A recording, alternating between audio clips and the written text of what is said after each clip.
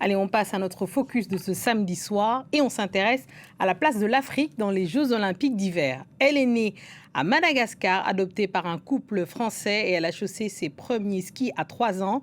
Mialitiana Claire a longtemps concouru pour la France avant de faire un choix décisif à 15 ans, représenter Madagascar. Et elle en parle avec nous ce soir. Merci Mialitiana Claire et bienvenue dans votre JTA. C'est un plaisir de vous recevoir et d'autant plus que vous êtes encore en Italie, justement. Merci beaucoup de m'accueillir. Alors, on arrive à la fin de ces Jeux. Comment avez-vous vécu ces moments en tant qu'athlète d'abord, mais aussi en tant que porteuse de drapeau de Madagascar? En tant qu'athlète, c'était vraiment une expérience incroyable, surtout que c'est ma troisième participation à des Jeux olympiques d'hiver, donc c'est vraiment une opportunité inattendue. Et voilà, en tant que porte-drapeau aussi, c'était super. C'était encore un moment magique à vivre déjà avec tous les Italiens dans Cortina, mais aussi avec mon papa à mes côtés, la fédération, ma famille, tout le monde était vraiment présent pour participer et voir ces Jeux olympiques, c'était magique. Magique, on imagine assez facilement. Alors vous, Mialitina, à 15 ans, vous avez fait un choix important, quitter l'équipe de France pour représenter Madagascar. Dites-nous ce qui a guidé cette décision.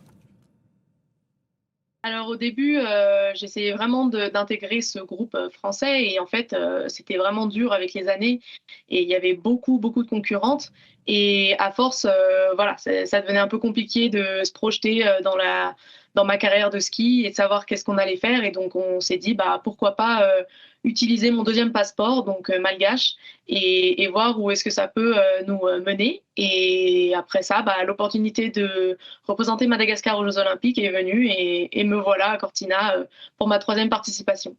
Alors vous dites que représenter le continent africain est essentiel pour vous. Expliquez-nous pourquoi cette dimension symbolique compte autant. Au début, c'était pas vraiment important à mes yeux parce que je savais pas vraiment ce que ça représentait et en fait, aujourd'hui, je sens que c'est vraiment important que des pays africains, soient présents, sur les Jeux olympiques d'hiver ou même les Jeux olympiques tout court. Parce que c'est vraiment important de montrer la présence, de ces pays, qu'on voit vraiment pas souvent, sur des compétitions internationales et d'une si grande importance et aussi, faut savoir aussi être fier de représenter ses couleurs, sur ces compétitions et montrer de quoi on est capable, parce que voilà, on bosse aussi dur que toutes les nations un peu plus présentes depuis beaucoup d'années. Alors on le sait, hein, les fédérations africaines ne disposent pas beaucoup de budget pour financer les athlètes, comme la fédération malgache. Concrètement, comment financez-vous vos saisons et vos entraînements? Alors, tout d'abord, le sponsor premier de ma carrière de ski, ça reste mes parents, voilà, ma famille. Après, j'ai réussi avec les années et les résultats que je pouvais, faire, à trouver des sponsors, vraiment de l'aide, venant de proches, autour de moi et voilà et en fait, il y a aussi la solidarité olympique, qui propose, une bourse, voilà, pour, quelques athlètes, sélectionnés et donc j'ai été, choisie, parmi les athlètes donc voilà, c'est vraiment, ça aide vraiment pour, en tout cas nous les skieurs et beaucoup de petites nations à arriver jusqu'à notre objectif, des Jeux olympiques. Alors vous affirmez que tant que les athlètes africains ne monteront pas sur un podium en hiver, les choses ne changeront pas. Que faudrait-il pour franchir ce cap? Hem, déjà, trouver, vraiment qu'on puisse trouver, plus de soutien, financièrement, pour qu'on puisse avoir, exactement les mêmes conditions d'entraînement que les grandes nations, en tout cas les nations qui ont beaucoup plus d'aide, depuis, pas mal d'années et après, en fait, suite à ce soutien, on pourrait vraiment arriver au même niveau que les meilleurs, mondiaux et voilà. Est-ce que vous pensez que les pays devraient, africains devraient aussi investir dans les sports d'hiver?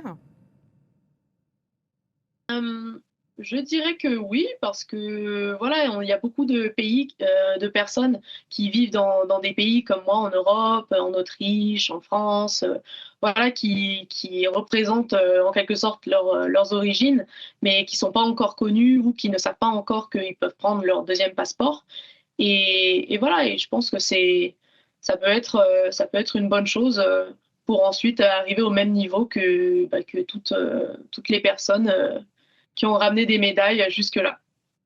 Ouais, vous savez que les Jeux olympiques sont compliqués, même les Jeux olympiques d'été. Les fédérations africaines ont très peu de budget justement pour financer les athlètes des Jeux d'été. Que répondez-vous à ceux qui disent que finalement, c'est peut-être pas leur priorité aux équipes, aux fédérations africaines? Je dirais qu'il faudrait donner une chance à, voilà, à ces personnes comme moi qui sont très rares, mais voilà, qui sont quand même présentes dans des sports dans lesquels on les attend pas du tout. Et voilà, en tout cas, donner une chance et savoir qu'en fait, le sport, ça reste quelque chose de vital et que bah, voilà, ça permet aussi de partager un message comme quoi bah, déjà, plein de rêves sont atteignables, malgré le fait que ça peut être impossible pour beaucoup de personnes. En fait, pour beaucoup, on ne se rend pas compte que en fait, c'est des choses vraiment atteignables quand on a les opportunités, on a vraiment le soutien nécessaire. Et voilà, c'est vraiment quelque chose qu'on aimerait partager. Et moi, j'ai beaucoup de valeurs à partager avec les jeunes athlètes, que ce soit des Africains ou non. Ah bah, on prendra ça comme un message que vous transmettez, notamment aux jeunes Africains qui rêvent de sports d'hiver. Et je suis sûre que vous ferez des émules. Merci beaucoup à vous, Mialy Tiéna Claire, d'être venue ici sur le journal de France 24. Merci beaucoup. C'était un plaisir de vous recevoir. Merci beaucoup. Et c'est ainsi que nous refermons ce journal de l'Afrique. Merci à tous ceux qui nous ont suivis partout dans le monde et ce soir en particulier de Tananarive à Kinshasa en passant par Cotonou et évidemment en allant à Milano Cortina. Merci beaucoup. Restez avec nous car l'actualité continue sur France 24. Merci.